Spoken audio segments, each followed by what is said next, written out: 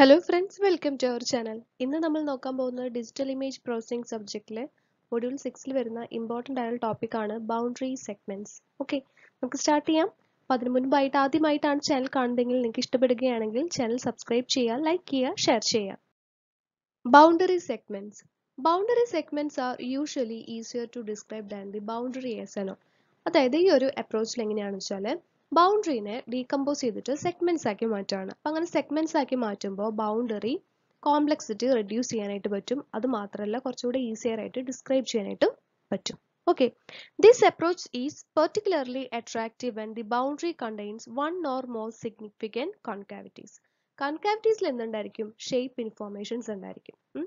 കൺകാവിറ്റീസ് carry shape information. So in this case, use of the convex hull of the region enclosed by the boundary is a powerful tool for robust decomposition of the boundary. ഒരു boundary segments, അതായത് boundary decompose ചെയ്തിട്ട് segments ആക്കി മാറ്റാന്ന് പറഞ്ഞു. ആ ഒരു പാർട്ടീഷന്റെ case നമ്മൾ ഈ ഒരു കോൺവെക്സ് ഹള്ളിന്റെ കേസ് നോക്കിയിട്ടാണ് നമ്മൾ പറയാൻ പോകുന്നത്.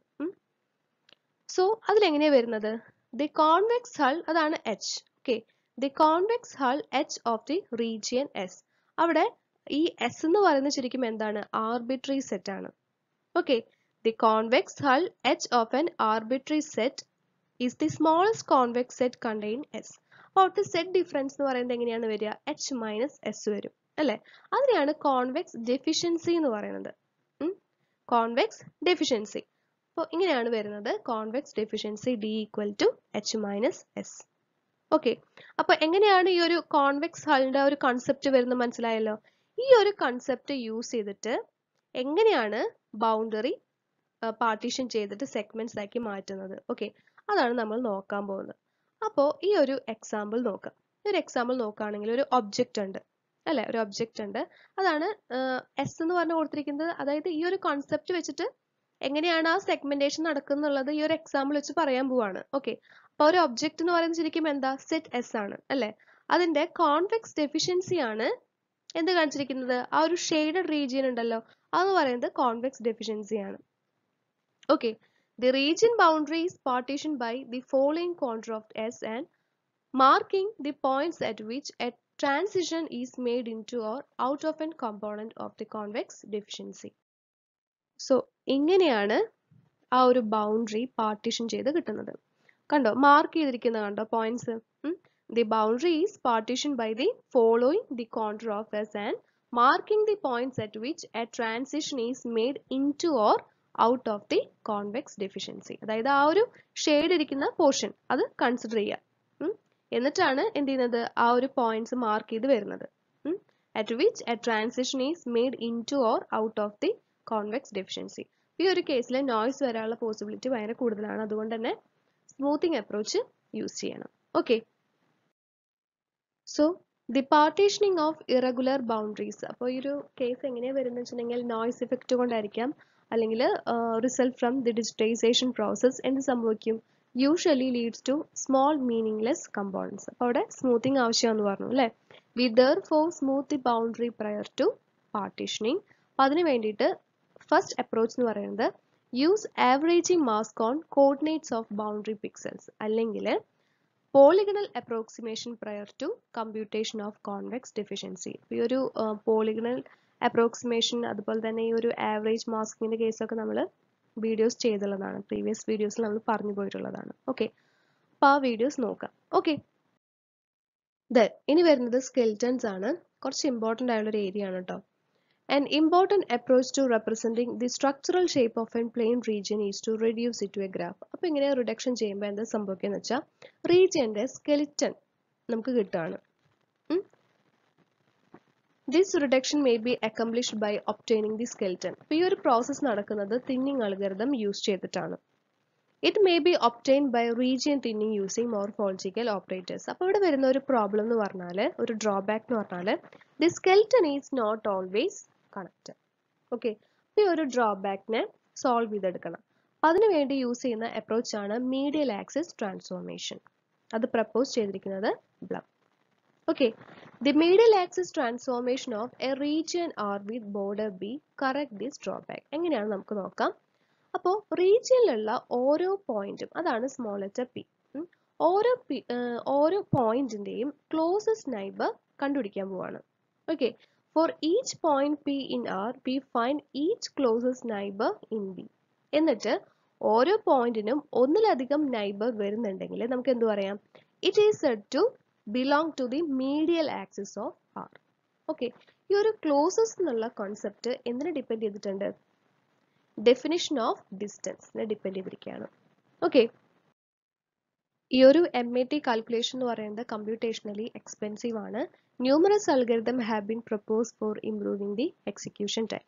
ഈ ഒരു കേസിൽ തിന്നിങ് അൽഗരിതം ആണ് യൂസ് ചെയ്യുന്നത്. അപ്പോൾ തിന്നിങ് അൽഗരിതം യൂസ് ചെയ്തിട്ട് സ്കെലിറ്റൻ ഒബ്റ്റെയിൻ ചെയ്യുന്നു പറഞ്ഞു. അപ്പോൾ ഈ ഒരു സ്കെലിറ്റൻ അല്ലെങ്കിൽ ആ ഒരു ബൈനറി റീജിയൻ എന്ന് പറയുന്നത് ശരിക്കും തിന്നിങ് ചെയ്യാണ് ഈ അൽഗരിതം യൂസ് ചെയ്തിട്ട്. അപ്പോൾ ഇവിടെ ചെയ്യുന്ന ഒരു കാര്യം എന്ന് പറഞ്ഞാൽ ഈ സ്കെലിറ്റൻ റീജിയനിൽ പെടാത്ത, അതായത് ബൗണ്ടറി പോയിന്റ്സ് ഒക്കെ ഉണ്ടാവില്ല, ഇതിൽ പെടാത്ത ബൗണ്ടറി പോയിന്റ്സിനെ ഡിലീറ്റ് ചെയ്ത് കളയും ഈ ഒരു അൽഗരിതം യൂസ് ചെയ്തിട്ട്. Okay, they are based on thinning algorithm iteratively deleting boundary point subject to the constraint that the deletion of points. അപ്പം നമ്മൾ പറഞ്ഞു ഈ ഒരു സ്കെൽറ്റനിൽ പെടാത്ത, ഈ സ്കെൽറ്റൻ റീജിയനിൽ പെടാത്ത ബൗണ്ടറി പോയിന്റ്സിനെ, അതായത് ആ ഒരു ബോർഡർ പോയിന്റ്സിനെ ഡിലീറ്റ് ചെയ്ത് കളയുന്നു പറഞ്ഞു. ഡിലീറ്റ് ചെയ്ത് കളയുമ്പോൾ കുറച്ച് കാര്യങ്ങൾ ശ്രദ്ധിക്കാനുണ്ട്. 3 കാര്യങ്ങളാണ് ശ്രദ്ധിക്കേണ്ടത്. അതായത് ആ ഒരു ബൗണ്ടറി പോയിന്റ്സ് അല്ലെങ്കിൽ ആ ഒരു ബോർഡർ പോയിന്റ്സ് എൻഡ് പോയിന്റ് ആണെങ്കിൽ അതിനൊരിക്കലും ഡിലീറ്റ് ചെയ്ത് കളയാനായിട്ട് പറ്റില്ല. Okay, does not remove end points. അതുപോലെ തന്നെ കണക്ടിവിറ്റി ബ്രേക്ക് ചെയ്യാനായിട്ട് പാടില്ല. Does not break connectivity, does not cause excessive erosion of the regions. Okay, അപ്പോൾ ഈ 3 കാര്യങ്ങൾ നോക്കിയിട്ട് വേണം എന്ത് ചെയ്യാനായിട്ട്? ആ ഒരു ബൗണ്ടറി പോയിന്റ്സിനെ, ഈ ഒരു സ്കെൽറ്റനിൽ പെടാത്ത ബോർഡർ പോയിന്റ്സ് അല്ലെങ്കിൽ ബൗണ്ടറി പോയിന്റ്സിനെ ഡിലീറ്റ് ചെയ്യാൻ വേണ്ടിയിട്ട്. ഓക്കെ, ഇനി നമുക്ക് തിന്നിങ് അൽഗരിതത്തിന്റെ സ്റ്റെപ്സ് നോക്കാം. മെയിൻ ആയിട്ട് 2 സ്റ്റെപ്സ് ആണ് വരുന്നത്. ഓക്കെ, അപ്പം അതിന് മുന്നായിട്ട് കുറച്ച് ബേസിക് ആയിട്ടുള്ള കാര്യങ്ങൾ നമുക്ക് മനസ്സിലാക്കണം.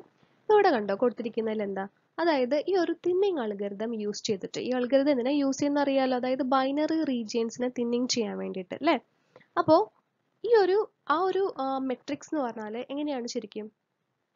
ഈ ഒരു അൽഗരിതം യൂസ് ചെയ്തിട്ടുള്ള നൈബർഹുഡ് അറേഞ്ച്മെന്റ് ആണ് റെപ്രസെന്റ് ചെയ്തിരിക്കുന്നത്. ഓക്കെ, അവിടെ നോക്കുമ്പോൾ 2 വാല്യൂസ് ആണ് വരുന്നത്, 0 അതുപോലെ തന്നെ 1. ഓക്കെ, അപ്പൊ അതില് റീജിയൻ പോയിന്റ്സ് ഇല്ലേ, റീജിയൻ പോയിന്റ്സിന്റെ വാല്യൂസ് ആണ് 1 എന്ന് പറഞ്ഞാൽ, അതുപോലെ ബാക്ക്ഗ്രൗണ്ട് പോയിന്റ്സിന്റെ വാല്യൂ ആണ് 0 എന്ന് പറഞ്ഞാൽ. ഓക്കെ, അപ്പോൾ region points R assumed to have value 1 and background points to have value 0. Okay, അപ്പോൾ മെയിൻ ആയിട്ട് 2 സ്റ്റെപ്സ് ആണ് ഇതിൽ വരുന്നത്. ഈ 2 സ്റ്റെപ്സും ബേസിക് സ്റ്റെപ്സും അപ്ലൈ ചെയ്തിരിക്കുന്നത് റീജിയൻസിന്റെ ബോർഡർ പോയിന്റ്സിലാണ്. Okay, 2 basic steps apply to the border points of the given region. Okay, അപ്പോൾ നോക്കുമ്പോൾ such an iterative algorithm consists of 2 thinning steps and it is based on 2 കാര്യങ്ങളാണ്. ഒന്നെന്ന് പറഞ്ഞാൽ the number of non-zero neighbors, അതാണ് n of p1 of pixel p. അതുപോലെ അടുത്തെന്ന് പറഞ്ഞാൽ the number of 0-1 transition t of p1 in the order sequence, അതായത് p2 p3 to p8 p9 p2 അല്ലേ? അങ്ങനെയാണ് അതിൻ്റെ ഓർഡർ പോകുന്നത്. അപ്പോൾ ഒരു എക്സാമ്പിൾ പറയുകയാണെങ്കിൽ നമുക്ക് ഇങ്ങനെയാണ് ഒരു മെട്രിക്സ് തന്നിട്ടുള്ളത്. അപ്പോൾ നേരത്തെ നമ്മൾ വാല്യൂസ് പറഞ്ഞല്ലോ, 0 എന്താണ് 1 എന്താന്നുള്ള കാര്യം പറഞ്ഞല്ലോ. ഈ ഒരു എക്സാമ്പിൾ നോക്കുകയാണെങ്കിൽ, റൈറ്റ് സൈഡിലെ എക്സാമ്പിൾ നോക്കുകയാണെങ്കിൽ n ഓഫ് p1 നോക്കുക. n ഓഫ് p1 എന്ന് പറഞ്ഞാൽ എന്താ? അതായത് number of non zero neighbours എത്ര വരും? 4 വരും അല്ലെ? നോൺ സീറോ നൈബേഴ്സ് അവിടെ 4 ആണ് വരുന്നത്. ഇനി t ഓഫ് p1, അതായത് ആ ഒരു ട്രാൻസിഷൻസ് എന്ന് പറയുന്നത് എങ്ങനെയാണ് വരുന്നത്? 3 ആണ് വരുന്നത്. ഓക്കെ, ഒരു എക്സാമ്പിൾ ആണ്. ഓക്കെ, ഇനി നമുക്ക് ആ 2 സ്റ്റെപ്സും നോക്കാം. Okay, step 1, flags and boundary pixel p1 for deletion if the following conditions are satisfied. അപ്പോൾ ഈ ഓരോ കണ്ടീഷൻസ് നമുക്കിനി സെപ്പറേറ്റ് നോക്കാനുള്ളതാണ് കേട്ടോ. അപ്പോൾ ഇപ്പോൾ ഇത് മാത്രം മനസ്സിലാക്കി എന്താണ് സ്റ്റെപ്പ് 1 നടക്കുന്നുള്ളത്. ഓക്കെ, എങ്ങനെയാണ് വരുന്ന 4 കണ്ടീഷൻസ്? ഫസ്റ്റ് കണ്ടീഷൻ എങ്ങനെയാണ്? n of p1 greater than and equal to 2 less than and equal to 6. Condition B എന്ന് പറയുന്നത് t of p1 equal to 1. അപ്പോൾ n of p1 t of p1 നമുക്കറിയാലോ എന്താണ്. Then C എന്ന് പറയുന്നത് p2 into p4 into p6 equal to 0. Then condition D എന്ന് പറയുന്നത് P4 into P6 into P8 equal to 0. ഇങ്ങനെ 4 conditions ആണ് വരുന്നത്. ഈ 4 കണ്ടീഷൻസും സാറ്റിസ്ഫൈ ആയി കഴിഞ്ഞാൽ എന്ത് ചെയ്യും? Flags and boundary pixel P1 for deletion. ഇനി സ്റ്റെപ്പ് 2ലാണെങ്കിൽ നേരത്തെ പറഞ്ഞ 2 കണ്ടീഷൻസും സെയിം തന്നെയാണ്. പക്ഷെ ലാസ്റ്റ് 2 കണ്ടീഷനും ചേഞ്ച് ആയിട്ടുണ്ട്. ഇവിടെ P2 into P4 into P8 equal to 0. നേരത്തെ P8ന് പകരം P6 ആയിരുന്നു ഫസ്റ്റ് സ്റ്റെപ്പിൽ. ഓക്കെ, അപ്പോൾ ചേഞ്ച് സംഭവിച്ചിട്ടുണ്ട്. അതുപോലെ തന്നെ കണ്ടീഷൻ ഡിയിലും ചേഞ്ച് സംഭവിച്ചിട്ടുണ്ട്. P2 into P6 into P8 equal to 0. ഇങ്ങനെയാണ് 4 കണ്ടീഷൻസ് വരുന്നത്. ഓക്കെ, അപ്പോൾ സ്റ്റെപ്പ് 1ൽ എന്താ സംഭവിക്കുന്നത്? അതായത് ആ ഒരു ബൈനറി റീജിയനിലെ ബോർഡർ പിക്സൽസിലേക്ക് സ്റ്റെപ്പ് 1 അപ്ലൈ ചെയ്യാണ്. അപ്ലൈ ചെയ്യുമ്പോൾ സ്റ്റെപ്പ് 1ൽ പറഞ്ഞുള്ള ആ 4 കണ്ടീഷൻസും സാറ്റിസ്ഫൈഡ് ആയി കഴിഞ്ഞാൽ എന്ത് ചെയ്യും? ആ ഒരു ബോർഡർ പിക്സലിനെ ഡിലീറ്റ് ചെയ്യാണ് അല്ലേ? Step 1 is apply to every contour pixel എന്ന് പറയുന്നത് ബോർഡർ പിക്സൽ ആണ്. And if all conditions are satisfied the pixel is flagged for deletion. ഇനി however, it is not deleted until all counter pixels have been processed in order not to change the structure of the data during execution of step 1. ഇനി step 2ൽ എന്താ സംഭവിക്കുന്നത്? അതായത് step 1 പോലെ തന്നെ same തന്നെയാണ്. ബാക്കി remaining ആയുള്ള ബോർഡർ പിക്സൽസിലേക്ക് സ്റ്റെപ്പ് 1 അപ്ലൈ ചെയ്യാണ്. ഓക്കെ, എന്നിട്ട് കണ്ടീഷൻസ് നോക്കും. ഈ കണ്ടീഷൻസ് നോക്കുമ്പോൾ എല്ലാ കണ്ടീഷൻസും സാറ്റിസ്ഫൈഡ് ആയി മാത്രമാണ് എന്ത് ചെയ്യാൻ പറ്റുക? ആ ഒരു ബോർഡർ പിക്സലിനെ ഡിലീറ്റ് ചെയ്ത് കളയാൻ പറ്റുള്ളൂ, അല്ലെങ്കിൽ ഡിലീറ്റ് ചെയ്യാനായിട്ട് പറ്റില്ല.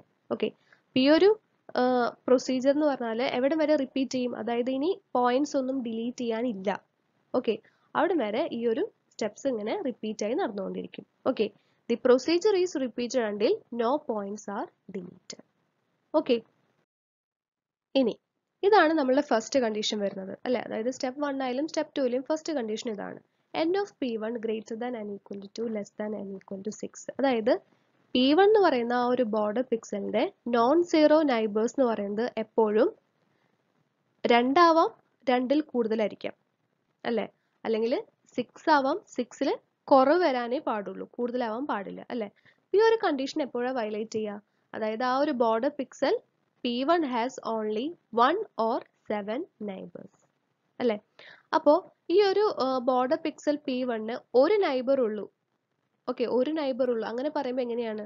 അതായത് ആ ഒരു ബോർഡർ പിക്സൽ P1 എന്ന് പറയുന്നത് ശരിക്കും ഈ ഒരു സ്കെൽറ്റന്റെ എൻഡ് പോയിന്റിലാണ് നിൽക്കുന്നത്. നമ്മൾ നേരത്തെ പറഞ്ഞു ഈ ഒരു തിന്നിങ് അൽഗോരിതം യൂസ് ചെയ്തിട്ട് ബോർഡർ പിക്സൽസ് ഡിലീറ്റ് ചെയ്യുമ്പോൾ ശ്രദ്ധിക്കേണ്ട 3 കാര്യങ്ങൾ പറഞ്ഞു അല്ലേ? അതായത് എൻഡ് പോയിന്റിലെ പിക്സൽസിനെ ഒരിക്കലും ഡിലീറ്റ് ചെയ്ത് കളയാൻ പാടില്ല അല്ലേ? So one neighbor implies that P1 is the end point of an skeleton and obviously it should not be deleted അല്ലേ? ഇനി 7 വരുന്ന കേസാണ് ഇനി അടുത്ത് നമുക്ക് നോക്കേണ്ടത്. Deleting P1 if it has 7 neighbors would cause erosion into the region. Okay, അപ്പം ഇങ്ങനെയാണ് ഈ 2 കേസിലാണ് ഈ ഒരു കണ്ടീഷൻ വയലേറ്റ് ആവുന്നത്. ഇനി next condition T of P1 equal to 1 അല്ലേ? അതായത് ആ ഒരു ട്രാൻസിഷൻ അല്ലേ? P1 ബോർഡർ പിക്സലിന്റെ transition T of P1 equal to 1. ഈ ഒരു കണ്ടീഷൻ എപ്പോഴാണ് വയലേറ്റഡ് ആവുന്നത്? This condition is violated when it is applied to points on a stroke 1 pixel thick. It prevents breaking thin segments. Then next condition C and D അല്ലേ? P2 into P4 into P6 equal to 0. അതുപോലെ P4 into P6 into P8 equal to 0. The conditions are satisfied simultaneously by the minimum set of values. അതായത് P4 equal to 0 or P6 equal to 0 or P2 equal to 0 and P8 equal to 0 അല്ല? അതായത് അതിന്റെ ഏതെങ്കിലും ഒരു minimum set of values 0 ആയി കഴിഞ്ഞാൽ ഈ condition തന്നെ സാറ്റിസ്ഫൈഡ് ആവും അല്ലേ? അപ്പോൾ അതാണ് കൊടുത്തിരിക്കുന്നത്. ഓക്കെ, അപ്പോൾ ഒരു പോയിന്റ് P1 അതായത് ബോർഡർ പോയിന്റ്, ആ പോയിന്റ് എന്ന് പറയുന്നത് ഈ കണ്ടീഷൻസ് എല്ലാം തന്നെ സാറ്റിസ്ഫൈ ചെയ്തിട്ടുണ്ട്. അപ്പോൾ ഈ കണ്ടീഷൻസ് ഇപ്പോൾ പറഞ്ഞ കണ്ടീഷൻസ് എല്ലാം തന്നെ സ്റ്റെപ്പ് 1ൽ വരുന്ന കണ്ടീഷൻസ് ആണ് കേട്ടോ. സെയിം തന്നെയാണ് സ്റ്റെപ്പ് 2ലും സംഭവിക്കുന്നത്. അപ്പോൾ അതിൽ condition A and B, condition A and B എന്ന് പറയുമ്പോൾ എങ്ങനെയാണ്? ആ ഒരു പിക്സലിന്റെ നൈബർ പോയിന്റ്സും അതുപോലെ തന്നെ ട്രാൻസിഷനും. ഓക്കെ, അപ്പോൾ അത് എങ്ങനെയായിരിക്കും കാണുക?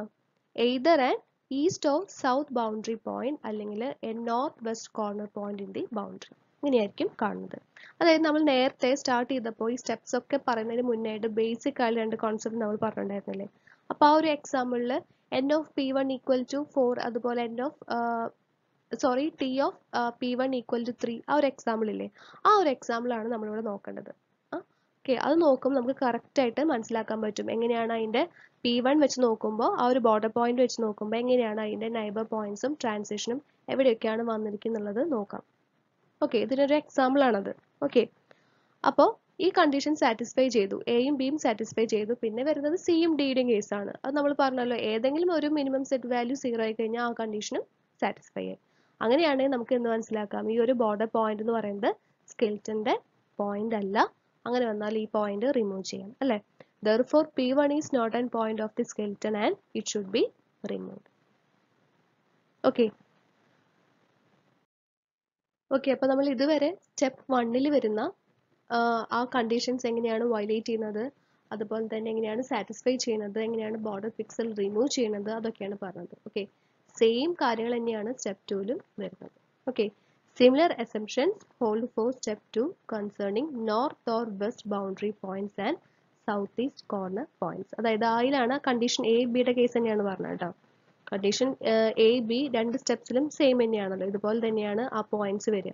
ഒന്നെങ്കിൽ north or west boundary points ആയിരിക്കും, അല്ലെങ്കിൽ സൗത്ത് ഈസ്റ്റ് കോർണർ പോയിന്റ്സ് ആയിട്ടാണ് വരുന്നത്.